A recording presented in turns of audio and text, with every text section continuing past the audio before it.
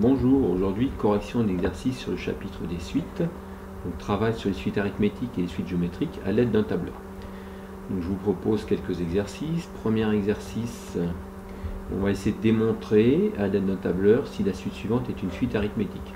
Donc j'ai le premier terme 25, le deuxième 27,8, le troisième 30,6 et le quatrième 33,4. Et est-ce que cette suite de nombres est une suite arithmétique? Donc là vous avez les étapes vous permettant de construire le tableau. Donc moi je l'ai déjà fait, donc voilà, ça ressemble à ça. Donc on met le rang des termes, le premier terme, sa valeur 25, le deuxième, sa valeur 27,8, etc., etc. Et nous après on veut démontrer si cette suite est une suite arithmétique. Alors, on sait qu'une suite arithmétique, il faut faire U2 moins U1, donc 27,8 moins 25. Donc ici dans cette cellule, il suffit de noter B3 moins B2, et après on n'a plus qu'à tirer cette cellule pour savoir si on obtient toujours la même valeur. Donc à présent on obtient toujours 2,8, donc cette suite est bien une suite arithmétique. Si j'aurais voulu démontrer si c'était une suite géométrique, il aurait fallu que je regarde si la division était toujours la même.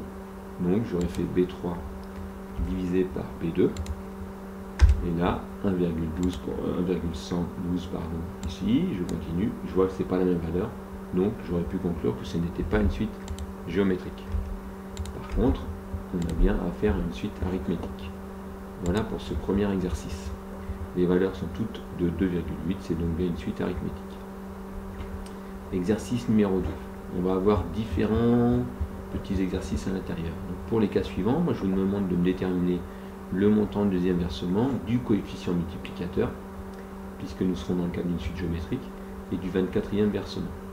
Premier cas, on dispose de 800 €, c'est le premier versement. On sait que les versements augmentent de 7%. Et moi, je veux trouver le deuxième versement et le 24e versement.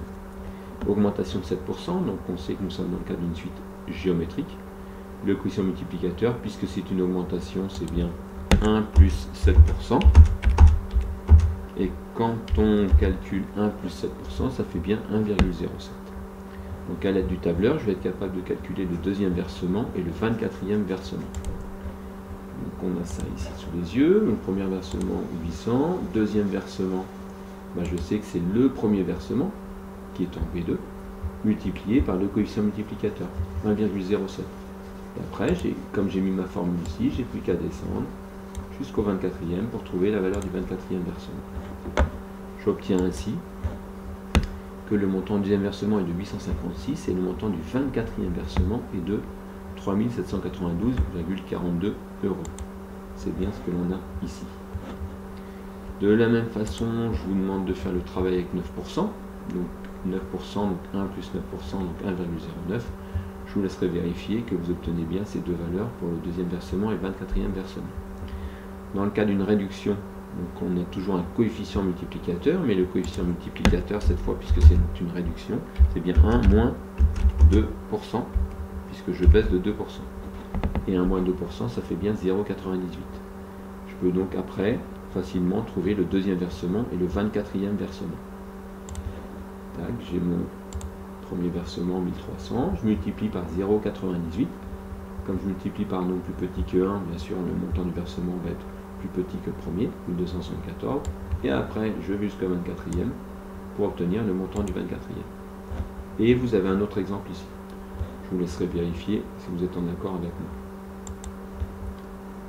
Ensuite, troisième exercice. On place un grain de riz sur la première case d'un jeu d'échiquier. On multiplie ensuite par 2 le nombre de grains de riz placés.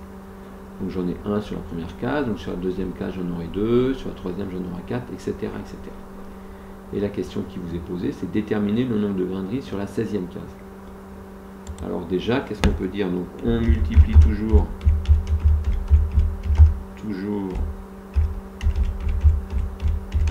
par 2. Nous sommes donc dans le cas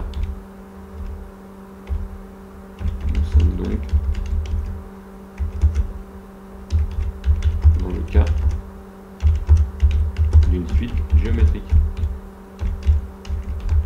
Et la raison est de 2. Raison est de Q égale 2, puisque c'est une suite géométrique, on multiplie toujours par 2. Comment faire pour trouver après la valeur sur la 16e case? À l'aide d'un tableur, je peux le faire. Donc ici, nombre de cases, 1, 2, 3, 4, 5 jusqu'à 16, nombre de grains de riz, 1 sur la première case, et après je multiplie à chaque fois par 2. Donc la formule que je devais devoir noter ici, c'est bien égal B2 fois 2. 2, hop, je tire cette cellule jusqu'à la 16e case et j'obtiens bien 32 768 grains de riz sur la 16e case, comme ça vous est proposé ici. Donc, pensez toujours à noter l'explication de pourquoi nous avons affaire à une suite géométrique. Autre exemple, l'exercice numéro 4, donc des rumeurs qui vont très vite. Une personne qui lance une rumeur à 8 heures et elle prévient 3 nouvelles personnes. Donc le nombre de nouvelles personnes prévenues à 9 heures est de 3. Chacune de ces nouvelles personnes prévenues en prévient chacun une. Donc 3 personnes qui en préviennent 3. Donc 3 fois 3, on arrive donc à 9 nouvelles personnes prévenues. Donc qu'est-ce qu'on voit? Pour passer de 1 à 3, on multiplie par 3 et on multiplie aussi par 3. Donc nous sommes bien dans le cas d'une suite géométrique. On multiplie toujours par 3. Moi je veux connaître le nombre de nouvelles personnes prévenues à 18 heures, donc je peux le faire à l'aide d'un tableur. Je connais à 8 heures une personne. À 9 heures, donc je marque la formule correspondant à l'évolution. Suite géométrique de raison Q égale 3. Donc j'ai le droit de dire que c'est égal à B2 multiplié par 3. Ainsi, je retrouve la valeur proposée pour 9 heures et bien la valeur proposée pour 10 heures. Et après, j'ai plus qu'à glisser jusqu'à 18 heures pour connaître le nombre de nouvelles personnes qui seraient prévenues à 18 heures. Et ça va très vite, on arrive à 59 049 nouvelles personnes de prévenues. Ce que je vous propose ici. Dernier exercice que je vous propose, donc le prix pour une première personne usant un quart est de 50 €. Et la deuxième personne, ça coûte 0,6 € de plus que la première. À chaque fois, on ajoute 0,6. Donc, comme à chaque fois on ajoute 0,6, nous sommes bien dans le cas d'une suite arithmétique, car on a toujours la même somme. On peut dire que R égale 0,6. Voilà pour la raison de cette suite arithmétique. Moi, je vous demande après la valeur du premier terme, donc c'est bien 50. Et la raison, on vient de le noter au-dessus, c'est bien 0,6.